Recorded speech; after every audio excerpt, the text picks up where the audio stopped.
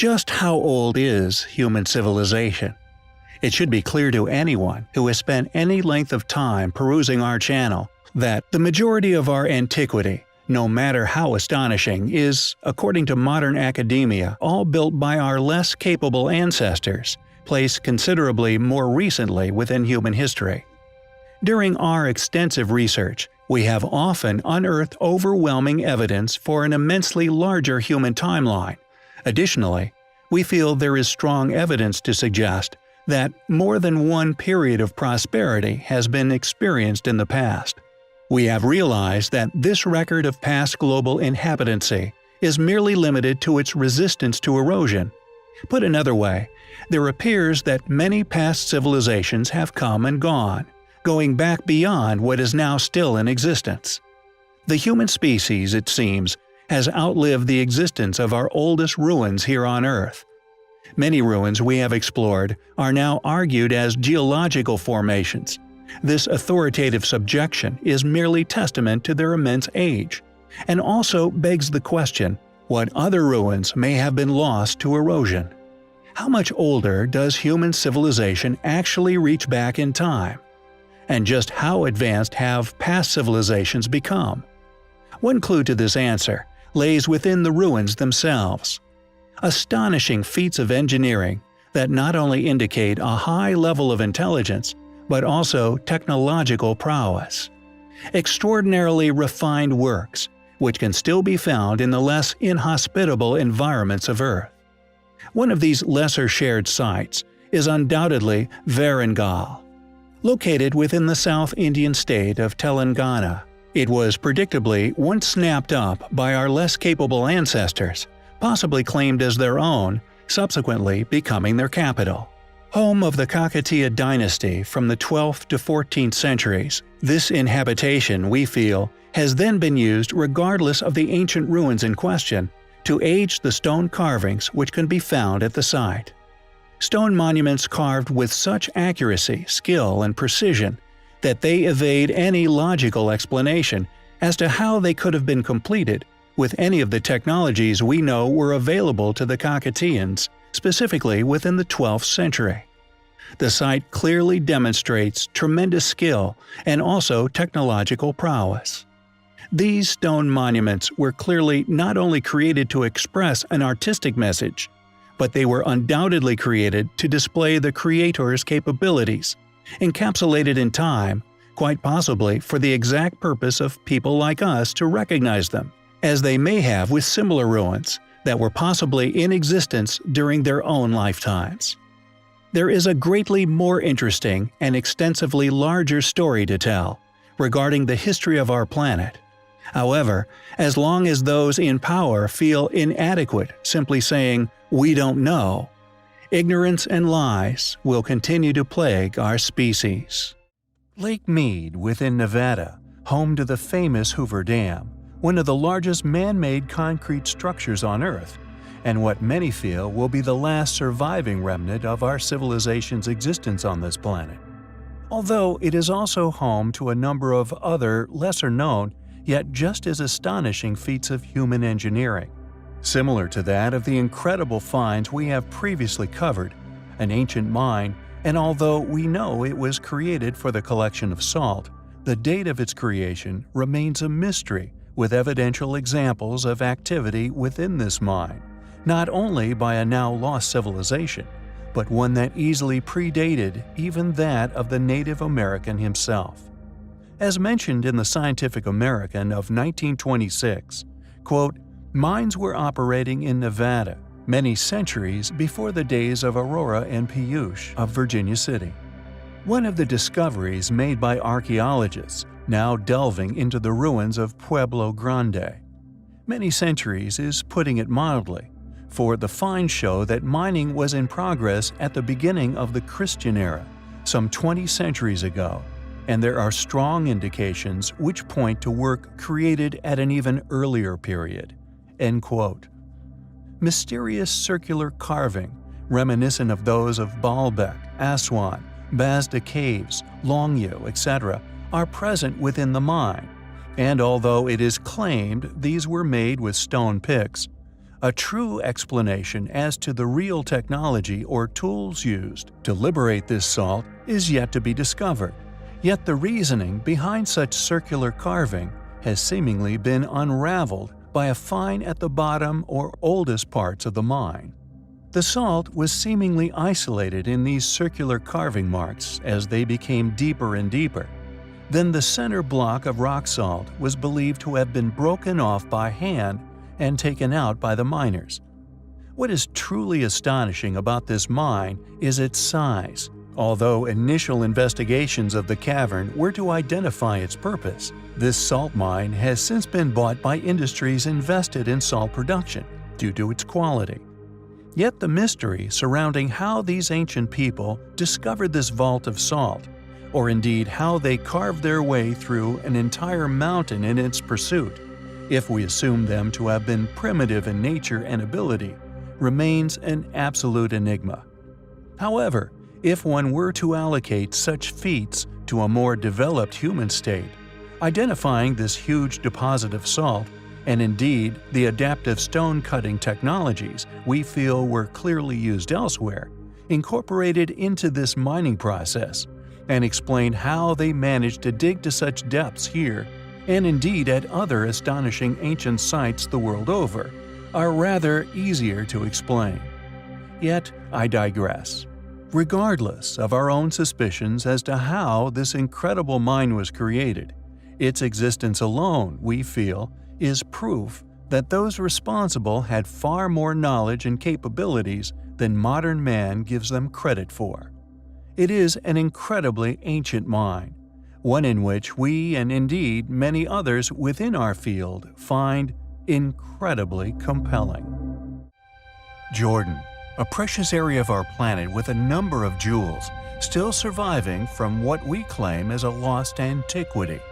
Baalbek, with megaliths which, if not in perfect placements, would simply be unimaginable as the ancient objects used to create these enormous temple complexes, littered with numerous blocks estimated at well over 1,000 tons in size. It is a site whose explanation for construction is, predictably, avoided by modern archaeology. Although once dismissed by academics as immovable, the stone of the pregnant woman, for example, has since, due to more modern digging, been proven to, in fact, be merely a block part of another temple, which is now still mostly buried under millennia of strata. Another incredible find, and one that pushes the sizes of what these ancient civilizations were capable of, is an enormous stone upart, known as the Colossal Hand of Hercules. Excavated in Oman, and due to the find's proximity to what is now known as the Temple of Hercules, it is now thought to have been a hand of a gargantuan marble statue of Hercules himself. However, regardless of identity, when one begins to estimate the past size of the statue in relation to the hand, the statue itself would have been many, many thousands of tons in weight, undoubtedly towering into the sky. There exist many legends of statues built in many other parts of the world, some in docklands, some in capital ancient cities, some toppled, such as the obelisk of Aksum, again over the 1,000 tons in weight mark, and many unfinished. Yet this statue would have dwarfed all in size. And the fact that it was found in Jordan, a boiling pot for unexplained antiquity. A simply gigantic stone megalithic site. Its discovery is made all the more intriguing, and we feel can be legitimately used to argue, or rather push, the capability of this lost civilization's capabilities of moving ancient stones, even more advanced and astonishing in capability. Unfortunately, we feel, due to the sheer age of the statue and the fact that it lived through a catastrophe of global proportions, only this fragment of hand and a portion of the elbow exists, subsequently found at the site. But reiterating the sheer size of other artifacts at the site, again gives credence to the past existence of a complete statue, and regardless of whether it was indeed once of the mythological character Hercules. We find the hand, and indeed its possible origins, as highly compelling. We have, in the past, explored some truly remarkable ancient ruins that can be found within Russia. Some of the largest blocks to be found anywhere on Earth can be found within this enormous country, along with many other intriguing and spectacular finds still left to be publicly documented, most notably within the notoriously hostile and extremely eerie Ural mountain range, a place long rumored to be the home of the elusive snow Yeti. Left abandoned for untold millennia, laying within a Siberian lake far from modern civilization, rests one of the most scientifically baffling sights to be found anywhere on planet Earth. Claimed to be only a mere 1,300 years old, yet any compelling evidence to back up such predictable claims by certain bodies within historical academia are not forthcoming. Additionally, they harvest no real logical explanation for the site's clear antiquity, reason for abandonment, or indeed construction. It seems with very little to go on, certain groups within constrictive learning practices would like the world to believe that this perplexing site was built a mere 1,000 or so years ago. Known as Predating, it is a 3.5-hectare artificial man-made island, located in a remote, unnamed Siberian lake between the Sayan and Altai ranges, about 3,800 kilometers from Moscow near the Mongolian border. The site was first discovered in 1891, and the purpose of the island has still not been explained over a century later. It is still a mystery for, quote, experts to explain, although they still strongly insist it was constructed no more than 1,400 years ago. An in-depth archaeological exploration took place in 2007, with archaeologists discovering clay tablets of human feet and faded colored drawings on the plaster. These were subsequently used to date the site to quite recently within antiquity, allowing experts to say that the island was built during the period of the Uyghur Khaganate between 744 and 840 AD. However, they severely lack any clear explanation as to what their motives would have been for constructing such a fortress, in such a solitary place so far from trading routes, their own civilization, or indeed anything else of interest.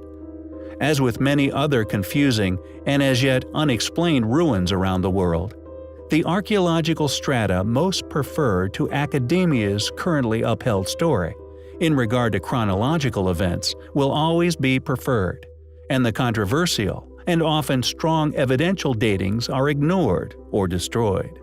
Is Predating a far older and once far more advanced site than we are led to believe? With the advances in technology allowing us to venture further and further into the wilderness, it is only a matter of time before a self-funded, inquisitively minded individual gets a chance to take a really good look at this amazing place. Neolithic Man is often talked of as if he were a very different being to that of the modern man.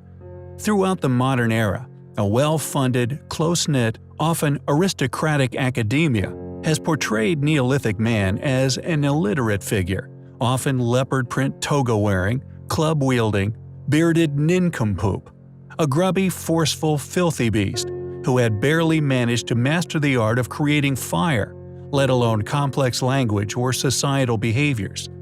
This paradigm of us emerging for the first time from the last ice age, developing into the complex, advanced civilization we find ourselves in, means that Origins of Man is somewhat of a closed book, for to preserve this influential dominance within modern society, anything which contradicts this long-attested claim is simply thrown out, discarded as an anomaly, and any who pursue such avenues of inquiry a mere conspiracy theorist, this regardless of the evidence we so eagerly put forth in our defense. Countless still existing astonishing anomalies, unexplained, simply baffling feats of ancient engineering, so often covered here on our channel, either merely ignored or claimed as absent an explanation as to how, the work of our well-studied more recent ancestors, people who were simply incapable of completing such mammoth tasks.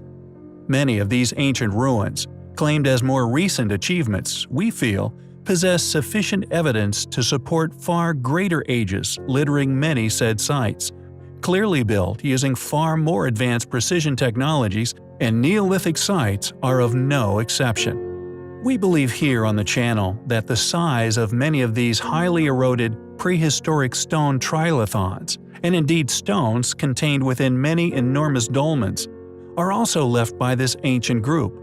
Dolmens made using similar, if not identical techniques throughout the world, from Scotland to Ireland to Japan, all of similar design and possessing inexplicable features, bored entrances, multi-ton megaliths. It is as if this group still possessed the knowledge of how to lift and work such stones, but had lost the technologies used to carve with precision. It is as if they were a surviving remnant of a once more capable or more precisely better equipped civilization. How did this ancient people, academically claimed as never having had any contact, build such similar structures? Or perhaps, more importantly, and the feature which initially attracted us to Neolithic ruins, the size of their stonework, megaliths often incorporated into their structures, forming trilithons or entrance tunnels, with top slabs upon dolmens, sometimes up to 8 feet aloft, weighing well over 100 tons. Our discoveries at Newgrange and Donore in Meath, Ireland, with a slab tunnel entrance, like so many Neolithic granges and barrows, regardless of their immense size, once precisely aligned them with solstices, yet they remain mostly buried and thus most conveniently concealed. Some argue that the most impressive Neolithic dwellings can be found dotting the Japanese landscape. However, we feel the most archaeological interesting of Neolithic sites dot the United Kingdom, France, and some areas of the US, yet particularly Scotland and Ireland. Sites which have fragments of ancient symbols left within, celestial alignments, and a similar pattern decoration or possibly coded message which crop up over and over, especially one found all over the world of a strange enigmatic spiral. And although usually found sparsely decorating Neolithic sites, barrows, and internal earthworks, its reoccurrence so regularly must indicate it as once having been significant and important to them in some way. Yet for some reason, Gavernus is undoubtedly the most spectacular of them all. This little shared ruin displays this symbol significance in their carvings as seemingly fanatically overwhelming. Located in France, to have so many of these patterns clearly arranged in careful and concise manners by a people capable of aligning 100-plus ton rocks with pinpoint accuracy, we feel should be perceived as a very deliberate and important undertaking, perhaps in an attempt to convey a message to a future people, a people far removed from themselves in terms of language, a fact they may have fully understood, having, as we believe, experienced global cataclysm within living memory. So encoded messages, yet to be deciphered or even recognized as such, hidden within symbolism rather than writings. Are Gavernus's spirals mere decoration? If so, why go to such great efforts? Are these spirals an ancient code? Possibly a warning, a message yet to be unraveled? Whoever created Gavernus, and for whatever purpose, remains a mystery yet to be solved. Gavernus is a place very much still unexplained, yet very rarely shared academically. As such, it is a place we find highly compelling. Inexplicable, enigmatic, still surviving ancient Uparts, named after their academically claimed creators, the Kachari ruins, a set of large and incredibly heavy relics whose purpose or indeed true age remains a largely ignored area of study by any individual who depends on institutional funding for their career survival. Yet there are many other ancient sites which litter modern-day India, whom have an equally enigmatic history. Some of these sites we have covered in the past, like that of Kailash Temple, a remarkable ancient achievement, carved directly from a bedrock of Earth with such artistic vision and accuracy that any logical explanation for its creation remains a challenging and still elusive reality surrounding not only the many sites we have already covered, but countless others which still lay either undiscovered or deliberately ignored by mainstream media. Yet our next area of interest has encountered a polar experience, having been officially acknowledged as one of India's most important of ancient sites. Known as the Udayagiri Caves, they are a set of 20 rock-cut caves near Vidisha, Madhya Pradesh, and according to mainstream historians, dates from the early years of the 5th century. We have often postulated that some ancient religions having survived the test of time, and we have often encountered Buddhist or Hindu belief systems engraved upon currently inexplicable stone carvings and ancient structures, which we feel are indicative of a lost civilization's advanced capabilities. Cave 5, in particular, possesses depictions of ancient reptilian creatures, later attributed to ancient religious systems, yet the original inspiration for these carvings is an ongoing mystery, and whether inspired by religious beliefs or possible real events is an ongoing mystery that mainstream academics continue to stifle the legitimacy and mainstream adoption of. Claimed as that of Vishnu, this depiction of a giant reptile consuming comparatively tiny human figures is a depiction which is undoubtedly of great historical importance, yet we hypothesize that only a small portion of existing human history has ever been explored in detail, or indeed permitted to be a mainstream possibility. Udayagiri literally means the Sunrise Mountain, and is, interestingly, not the only ancient site with this name located within modern-day India. Udayagiri was a Buddhist and Bhagavad Gita site by the 2nd century, as evidenced by the Heliodorus Pillar, yet this inhabitation is possibly merely the adoption of a surviving structure. Additionally, while the Heliodorus Pillar has supposedly been preserved without damage, many other similar sites are all but dilapidated ruins, possibly suggesting that this claim of creation is in reality a hoax. And while Buddhism was prominent in Sanchi near Udayagiri in the last centuries of the 1st millennium BCE, it is highly possible that the religious teachings date from a lost period of ancient history. According to Doss and Willis, recent archaeological evidence, such as the Udayagiri lion capital, suggests that there was a sun temple at Udayagiri. The Surya tradition in Udayagiri dates from at least the 2nd century, and possibly one that predated the arrival of Buddhism. It is this tradition that gives it the Sunrise Mountain name, and we feel is yet more supportive evidence in defense of the channel's postulations. It is a place which we find highly compelling.